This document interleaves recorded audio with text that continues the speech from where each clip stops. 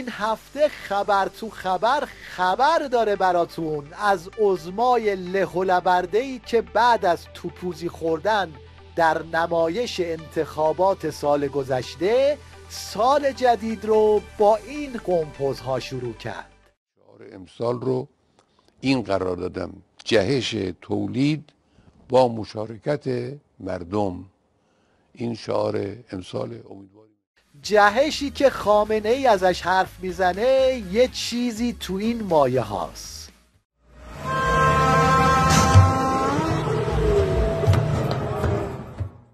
عظما در حالی از این قمپوزهای اقتصادی در میکنه که به گفته کارشناسهای خودشون آخوندا چنین بلایی سر اقتصاد ایران آوردن.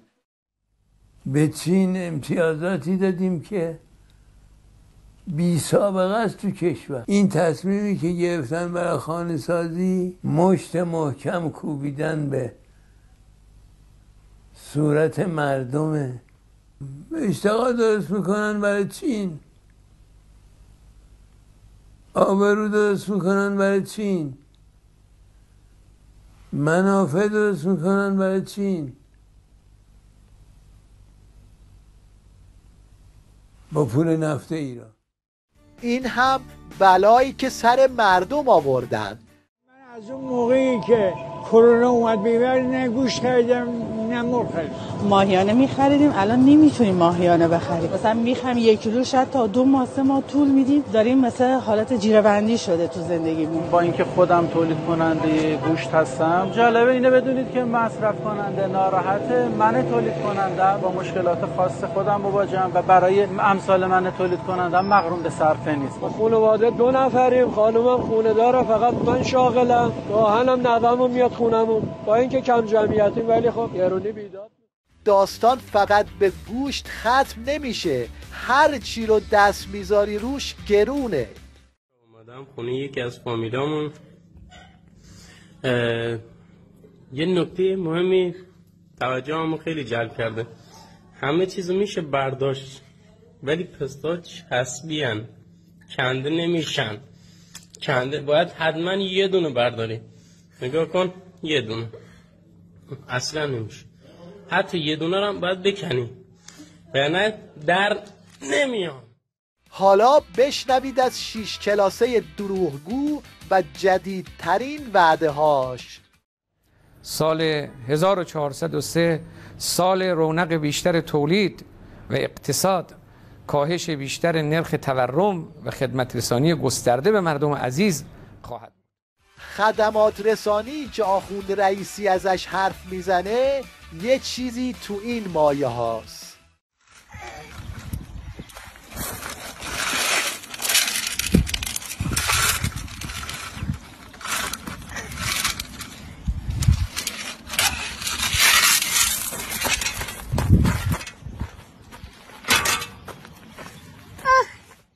حالا که صحبت وعده شد، خوب وعده های رئیسی تو سال 1400 رو هم یادآوری کنیم. هدف گذاری کردیم که تورم رو بشه به نصف کاهش داد و رفت به طرف 1 رقمی شدن.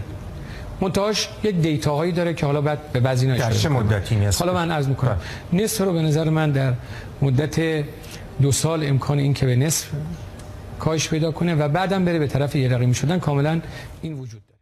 حالا هم دوباره اومده همین وعده ها رو تکرار کرده. رشد اقتصادی در مجموع در سال 1402 بر اساس برآورد مرکز آمار حداقل 6% خواهد بود. الان 3 سال متوالی است که کشور رشدهای بالای 4% را تجربه میکنه و این در حالی است که میانگین رشد اقتصادی در دهه 90 کمتر از 1% بوده است. منظورش اینه که از من خیلی توقع نداشته باشید. البته خودش قبلا جواب همین شامورتی بازیاشو داده. بعدم اعلام میکنن که اگر ما نبودیم مملکت قحطی میشد. این مثل بود دروازه‌بانیه که 17 تا گل خورد. گفتن چرا 17 تا گل خوردی؟ گفت اگر من نبودم 30 گل خورده میشد. که نشد پاسخ مردم. باید راهکار پیدا کرد برای تورم راهکار داره. حالا دیگه جوجه طلبه ها هم صاف صاف به دوربین نگاه میکنن و به آخوند رئیسی لگد میزنن. بعد از اینکه انتخابات تمام میشه باز میبینیم هیچ اتفاقی نمیفته. هیچ اتفاقی تو کشور ما نمیفته. آقای رئیسی اومد با امید اینکه مردم خدا رو شکر من نشدم رئیس جمهور که دلار بشه 5000 تومان. دلار آورده 52,000 تومان نگه داشته. آقای رئیسی چرا این حرفو داری میزنی؟ مگه نمیگیم دروغگو دشمن خداست؟ کجا ما شنیدیم بگن که یه بی‌حجاب دشمن خداست؟ کجا ما شنیدیم بگن که یه جوونی که عرق میخوره دشمن خداست؟ ولی دروغگو دشمن خداست. چرا ما به مردم یه وعده میدیم که عمل نمیکنیم؟ این هم یه تصویر شماتیک از آخوند رئیسی و مدیریت اقتصادیش.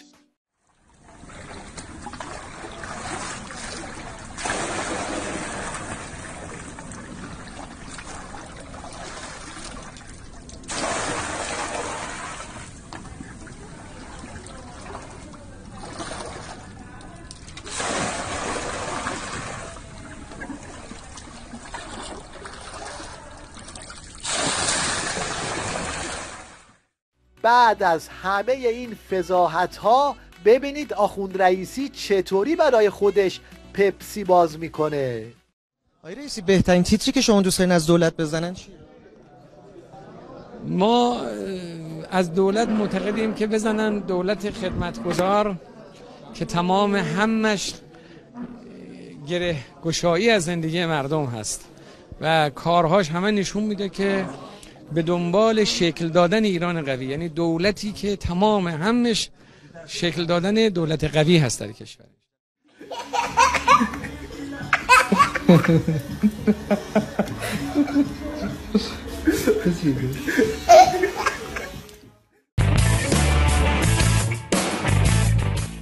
حالا بشنوید از آخوند صدیقی که باغ 1000 میلیاردی رو بالا کشیده، بعد اینطوری میخواد روش ماره بکشه. حاج آقای صدیقی هستن. حاج آقا خدا قوت، قبول باشه حاج آقا. حاج آقا این روزا به هر حال بحث‌های مختلفی مطرح میشه در فضای مجازی، موضوعات مختلفی مطرح شد. خواستم خودتون شفاف بفرمایید که ماجرا چه قرار بوده، چی بوده جزئیات این ماجرا را تا اونجایی که ممکنه بفرمایید. بسم الله الرحمن الرحیم. انما اشکو بسی و حزنی الی الله. اینایی که این خبرها رو شایع میکنن اینا رویه قضیه، ولی پس قضیه جریانهای دیگری، اینا منو نمیخوان بزنن، اعتقاد جوانها رو میخوان بزنن. این هم واکنش یکی از آخوندای ریزشی نسبت به فاضلاب ولایت. الان طرف امام جمعه تهران میگه 1000 میلیارد زمین رو یکی جعل کرده، امضامو زده به نامم، با ما امضامون رو جعل میکنن مالمون رو میبرن. یعنی بدبختی اینا از همه جاشون شانس میارن، به خدا همه جاشون شانس میارن. یارو امضاشو جعل کرده 1000 میلیارد زده به نامش، عجب بدبختی داریم. بعد امضا ماها رو جعل میکنن، صبح بلند میشیم 2 تا آجر زیرمونه، لاستیکامون نیست، خودمونا ماشینمون که هیچون که بردن. این یکی دزد عمامه دار هم اومده تا به خیال خودش همین دزدی‌ها رو تئوریزه کنه. حتما بچه مذهبی ها باید عرضه داشته باشن پول در بیارن. بقای اسلام و مسلمین به این است که پول در دست کسانی باشد که حق را میشناسند. آخر الزمان مردم برای حفظ دینشون نیاز به پول دارن. خلاصه این که مسابقه بخور تو نظام ولایت تمومی نداره.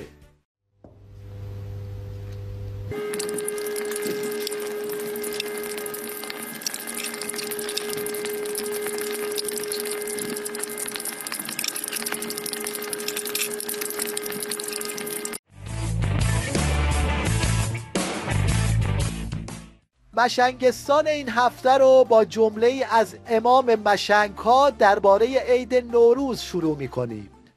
میخوام تذکر بدم و اون که از تمام کسانی که در ایام عید به اصطلاح خودشون نوروز میخوان تشریفات داشته باشند امسال این تشریفات را کم کنند یا نکنند. امامشون که این باشه تکلیف بقیهشون روشنه. و نوروز عید زرتشتی هاست و اسلام به طور جد با این مسئله مخالفت کرده. عیدی که جنبه عقلانی داشته باشه، علف از توی زمین در میاد، برای من که عید نیست، برای اون گاو و خر عید است که باید بهتر بچره. این جوجه تئوریسین بسیجی هم برای اینکه عقب نیفته اینطوری در رابطه با نوروز دق دل خالی کرد. ما بی ارزه‌ایم، اینقدر غیرت نداریم.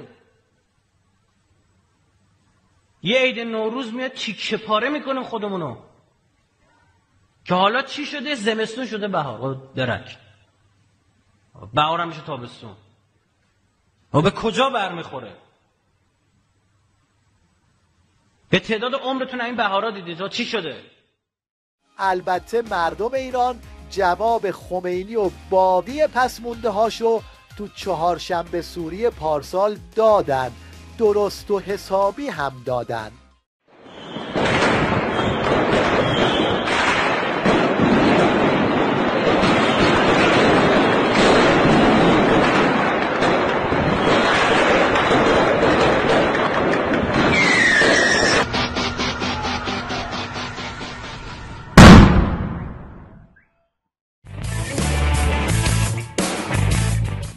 این هویج فرنگی هم رفته سوار اسنپ بشه، راننده تا اینو دیده داشته در میرفته. حالا این فکر کرده با هر و کرکر میتونه روی نفرت مردم از آخوندها ماله بکشه.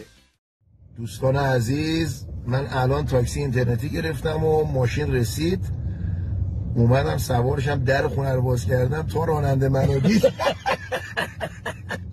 تا دید یه آخوند اومد بیرون، سریع اومد گازو بگیره در رو کنسل کنه. من سریع نشستم تو ماشین، بنده خدا بهش گفتم امروز چیکار کردی؟ گفت والا نمیدونم چیکار کردم، گیر شما. این روزا آخوندا برای جلب توجه خودشون رو به هر رنگی در میارن. یه نمونهش این مفتخوره که فکر کرده اگه فاز چوبونی برداره میتونه خودشو در ببره.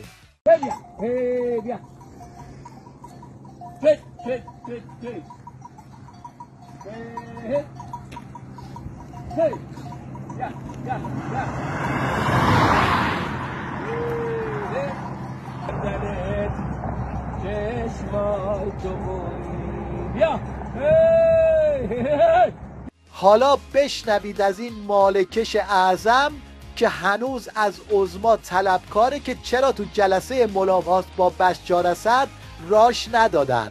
یکی از جایی که تو رسانه‌ها خیلی برجسته شد اومدن بشار اسد بود و اونو که استعفای جناب اونو که ببینین اومدن بشار اسد و من و سردار سلیمانی هماهنگ کرده بودیم، زمانشو به من نگفتن. حالا شما تصور بکنید که یه تصویری در دنیا منتشر بشه، ملاقات بشار اسد با رهبری و بعد با رئیس جمهور، و بعد این تصویر به قول شماها کلوز شات هم نباشه، لانگ شات باشه، یعنی همه رو نشون بده وزیر خارجه نیست.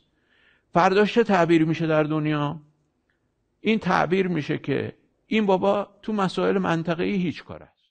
بعد این داستانا بود که دیگه قهر کرد و رفت دنبال جنگورک بازی و ماهیگیری. خیلی روز خوبی بود، ماهی هم گرفتیم. خیلی ممنون. بفرمایید به مهمانانی که کیش تشریف میارن حتما از این تجربه ماهیگیری توصیه. شما چطور خانم دکتر؟ مخصوصا خدمت استاد. اختیار نظر لطفا. شما چطور خانم دکتر؟